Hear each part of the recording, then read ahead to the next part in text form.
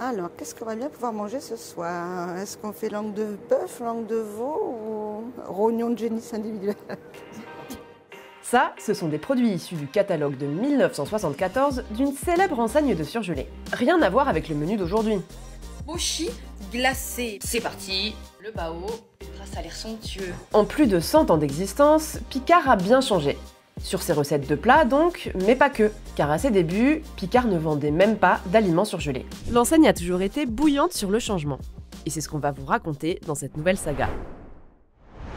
L'histoire de Picard démarre bien avant l'ouverture du premier magasin, entre Fontainebleau et les Alpes. Nous sommes en 1906 et le futur Picard vient de naître sous le nom des glacières de Fontainebleau. Elles vendent un produit qui a un lien avec le froid, mais il ne se mange pas. Ce sont des pains de glace.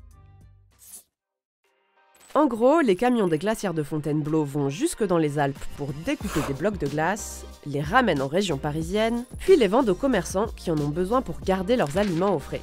Et oui, à l'époque, il n'y a pas encore de frigo ou de congélateur en France. Les machines réfrigérantes n'arrivent que dans les années 50. Mais avant ça, les glacières de Fontainebleau ont été rachetées par un certain Monsieur Picard. Et en 1962, l'entreprise est reprise par son fils qui la renomme les établissements Picard. Et il va surfer sur une trend. Et les produits surgelés ne sont plus à présenter. Tout le monde en a dégusté ou tout au moins en a entendu parler. Les établissements Picard ne vendent plus seulement des pains de glace. Ils vendent aussi des surgelés et des congélateurs. Pendant plusieurs années, il y a encore quelques réticences autour de ces nouveaux produits. Est-ce que vous utilisez des produits surgelés maintenant? Non, et pourquoi?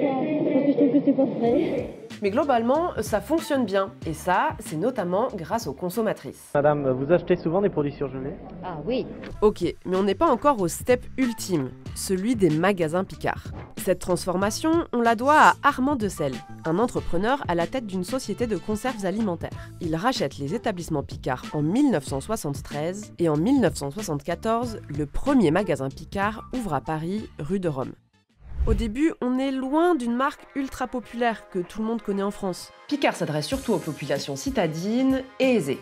À l'époque, tout le monde n'a pas les moyens de s'acheter un congélateur. C'est à partir des années 90 que l'avalanche Picard dévale sur la France. En 1990, il y a 170 magasins. Et en 2000, 429. Petit à petit, Picard s'étend partout, jusqu'à atteindre 1200 magasins aujourd'hui. Depuis sa création, Picard a bien transformé son activité, mais aussi ses produits. En vrai, imaginez si le catalogue était le même qu'en 1974. J'ai entre les mains un des premiers catalogues Picard. Elle, c'est Véronique Leden, la directrice de la communication de Picard. Et elle a retrouvé pour nous cette pépite. Et donc c'est déjà un catalogue assez étoffé, avec une gamme de légumes, une gamme d'abats qui est assez invraisemblable, avec 4 références de cervelle. Cervelle de veau, cervelle de mouton, cervelle d'agneau, cervelle de bœuf. Bon, les cervelles, c'est pas très 2025. C'est d'ailleurs pour ça que Picard a fait de l'innovation produit une priorité. De nos jours, les produits phares, c'est plutôt haricots verts, pizza margarita ou moelleux au chocolat. Et ça plaît, notamment aux flemmards. Voilà à quoi ressemblaient mes déjeuners avant. Voilà, alors pour pallier ce problème, Picard. Mais aussi à certains cuistots. Je vous ai préparé l'apéro dînatoire parfait. Il vous suffit de mettre un filet d'huile d'olive dans une poêle. Vous ajoutez les poireaux émincés bio de chez Picard. Pour proposer 250 nouveautés par an, Picard a un mode de fonctionnement un peu particulier. La marque n'a aucune usine, elle ne fabrique pas ses produits elle-même. Ça lui permet davantage de souplesse pour innover.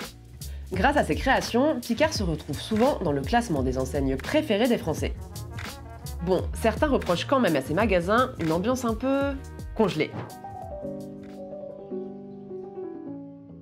Et aussi des prix élevés. Même si la marque, c'est vrai, fait des efforts avec des gammes petits prix. Ah, petite pensée pour les barquettes poulet petites pâtes. Il y a quand même eu un moment dans l'histoire de Picard où ces plats ont provoqué un gros scandale. Après Findus en Angleterre, c'est au tour de la France. La société Picard surgelée a elle aussi découvert du cheval dans des lasagnes bolognaises censées ne contenir que du bœuf. La viande provenait d'un des fournisseurs de Picard, Comigel. Ce dernier aurait utilisé, selon lui sans le faire exprès, un lot de viande de l'entreprise Panghero.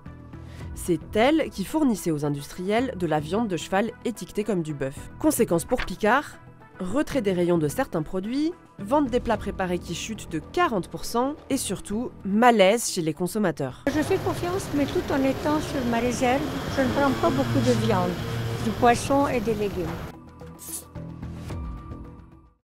La marque a réagi en renforçant ses tests, notamment avec des contrôles ADN. Aujourd'hui, Picard revendique 60 000 analyses par an sur ses produits. Depuis le scandale, le chiffre d'affaires de Picard n'a fait que grimper. Exception faite de 2022, année de la guerre en Ukraine et de la crise énergétique. En 2024, Picard a enregistré près de 2 milliards d'euros de chiffre d'affaires et 137 millions d'euros de bénéfices nets. La marque fait donc une marge de près de 8%. Ce qu'aucun réseau de distribution ne peut atteindre et ne sait atteindre. Pascal Bouette est enseignant à l'EMLV et fondateur de la société de conseil en marketing Gagarine. Quand vous regardez les résultats des grandes enseignes de distribution, quand ils sont 0,5, 1 ou 1,5% de résultats nets, c'est énorme déjà. Eux, ils sont à 7 ou 8. Pour lui, ces résultats, ils s'expliquent par le fait que Picard ne vend quasiment que des produits de sa propre marque. Pour donner un ratio et pour comprendre d'où vient cette rentabilité, la marge que fait un distributeur sur une marque, sur sa marque de distributeur, c'est le cas de toutes les enseignes, c'est de l'ordre de 20 à 25%, alors que sur une marque nationale, c'est de 0 à 2 à 3%. Et aussi parce que... Il n'y a pas de perte chez Picard, c'est des surgelés. C'est pas comme des produits frais où on met tous les jours, on met 20 à 30% des produits à la poubelle parce qu'on ne les a pas vendus. Donc il n'y a pas de perte, un produit il a une durée de vie beaucoup plus longue. Picard a bien des concurrents. Ses principaux sont Thirier et Ecomiam. Mais en vrai, en termes de nombre de magasins, ils sont quand même derrière. Picard a tout de même des faiblesses. Déjà, un changement d'actionnaire incessant, ce qui rend la stratégie du groupe pas très stable. Et surtout, un mode de financement qui repose sur l'endettement. Picard cumule à ce jour 1,7 milliard d'euros de dettes. On va pas rentrer dans les détails, mais en gros, c'est le mode de financement historique de Picard. Le truc, c'est que cette dette, elle pèse sur sa politique sociale et ses investissements. Des salariés ont déjà dénoncé de faibles augmentations de salaire et un manque de recrutement. Et puis Picard n'a pas trop investi à l'international. Elle a quelques magasins en Belgique, aux Pays-Bas ou, plus étonnant, au Japon. Wesh la team, en direct du Japon, regardez sur quoi je tombe. Mais c'est pas grand-chose sur les 1200 magasins qu'elle possède en tout. Et puis, ses produits ne rencontrent pas forcément le succès. À l'étranger, le surgelé est souvent associé à la malbouffe. En Suisse, Picard a même fermé ses 6 magasins en 2020, après seulement 5 ans d'existence. Réimplantez-vous en Suisse, et revenez en Suisse de ouf. Parce que c'est trop bon ce que vous faites, voilà. Le pays possède peut-être déjà suffisamment de grandes surfaces glacées. Merci d'avoir regardé cette vidéo jusqu'au bout. C'était la dernière pour moi aux échos, mais je laisse mes super collègues prendre le relais. N'hésitez pas à poser vos questions en commentaire et à nous partager votre plat Picard préféré. Allez, ciao. Ok, c'est dans la boîte.